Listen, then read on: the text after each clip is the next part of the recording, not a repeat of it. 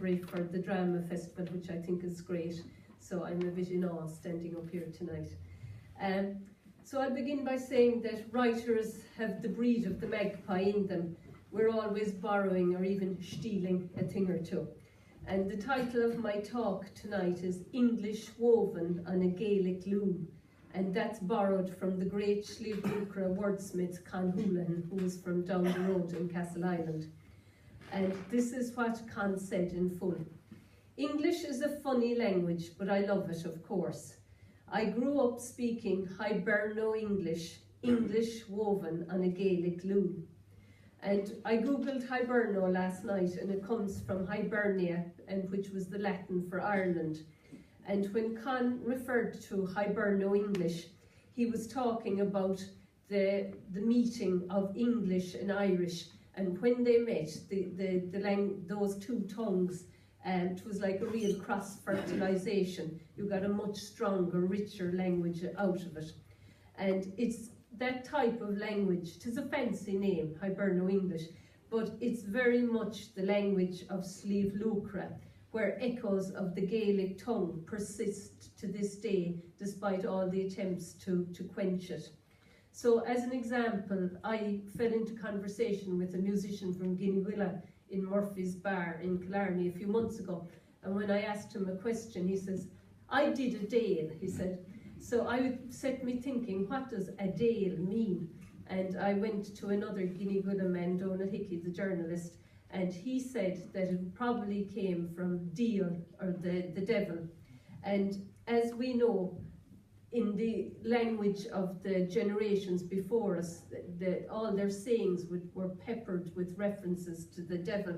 And you might remember a saying, Hanuman deal, my soul from the devil. So I know there's Cork people here tonight, but I'll include you in the Sliabh Luachra thing, because Sliabh Luachra is a state of mind as much as anything else, with no great boundaries in it. So I'll say our natural inventiveness with language is a gift celebrated within Kerry and Cork, and also beyond its borders. So whether it's Irish words that we throw into the sentences or our expressions, this area is rich not alone in the wonderful music we're hearing tonight, but in the way language is used, going back to the Sliabh Luachra poets. And just another example, a woman from Scartaglin, she was trying to tell me that she couldn't settle in the bed to go to sleep, and she said, I was like a sow sopping, which means the sow trying to fix the bed in the straw, like before she has the bonofs. And so what I want to do here is just give you a tiny snapshot of the richness of not the common speech from this area, but what I would say is the uncommon speech, which is earthed in Sliabh Luachra and in any pocket of Kerry or Cork where the Gaelic language flourished far longer. And in these areas it probably flourished longer, even as another example, because the invaders didn't want to come here because the land was too poor, so it was an advantage in a way. So here's just a few words that you're probably familiar with from the Irish that are still echoing in the way we speak English. Strácáling, Olagóning, Canavsháling, Úthamáling, and what I'm doing, blatheralling. And we have a load of words, as you know, then too, I suppose, for people that are foolish, are supposed to be foolish. We have things like Amadan, Dolamu, Bastún, all these ones. And one of the most magical words for me as a child growing up was Maria, and it was to do with pretend and all that. And I didn't know for years later that Maria came from Maria in the Irish, M-A-R-D-H-E-A. And another interesting one is, we're always saying Ira I won't, or Ira I will. And I got two explanations for that. One, that it was an abbreviation of Avura, that it was a kind of a prayer shortened down. And the other one was that it was from Ara, like Tur Ara, take care in the Irish as well. And so that's, again, what Con Houlihan put in my head, this Hiberno English. and I've spoken about the Hiberno or the Irish side of it. But there's another side to it then, the English, and we'll go, where would we go? West, I suppose, over the Stax Mountains to Listowel, to the late John B. Keane. And here's what he had to say about the way we speak and the echoes we carry from the past. So here, ordinary speech is frowned upon. Listening to the farmers on a fair day, you'd think it was Irish. When the Yanks come to Kerry too, they think we're speaking Irish. Is that Gaelic you're speaking? If they get the strong accent. But here's the important thing John B. Keane said. He said, what's spoken here is the love child of Elizabethan English and Bardic Irish.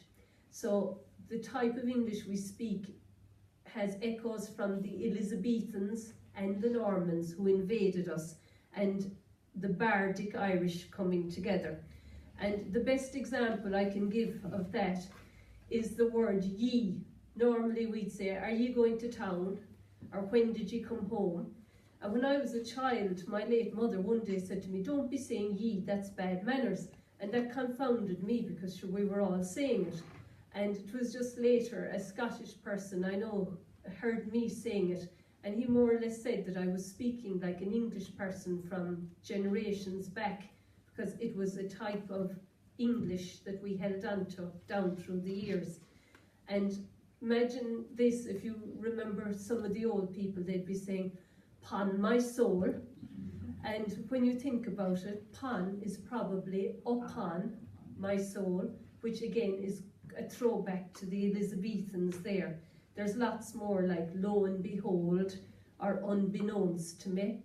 They're all little fragments like held on from another time. And I was doing 2 books on Kerry, and because language is so important, I wanted to put in some of these phrases and these Irish words into them to preserve them. And the best book I found, and I'm just going to show it to you quickly now in case any of you are interested in it, because it's in Killarney Library.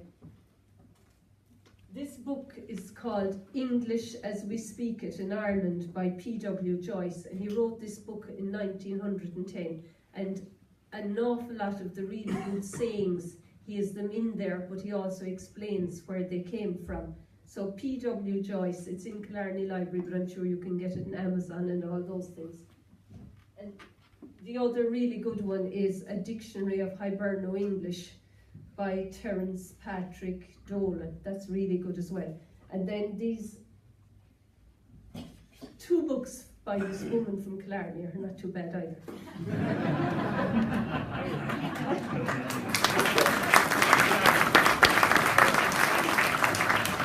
So, can I keep going or do you want me to stop? 3 minutes. 3 minutes, we're fine, so on time.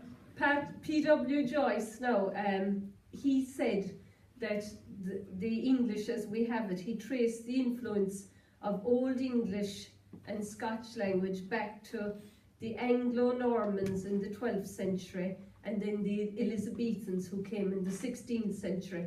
But he put it very well now, and he said, there was give and take in every place where the 2 peoples and the 2 languages mixed. And so the native Irish people learned to speak Elizabethan English, the very language used by Shakespeare, and in a very considerable degree, the old Gaelic people and those of English descent retain it to this day. So there's a bit of Shakespeare in us.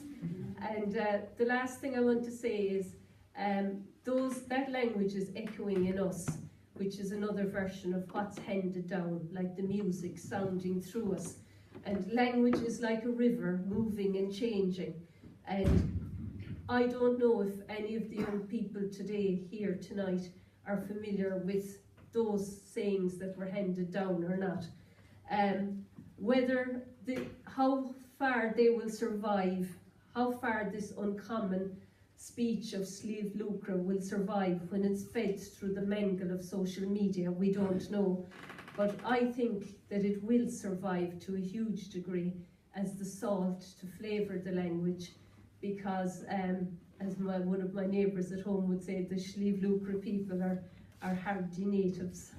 And on the theme of echoing, I pulled out a poem that I wrote myself, and then it's based on the Gap of Dunlow, and I saw my cousin Billy from the Gap when I walked in, so it's kind of appropriate. And the Nancy that I referred to in it was my aunt and Billy's aunt. So, Echo Lake. The driver of the pony and trap says, "Hop bar that," as he drives on past Echo Lake in the Gap. Weeks later, in a basement room underneath the Earl's Court traffic, I repeat the phrase, and so does Nancy. "Hop bar that," she says.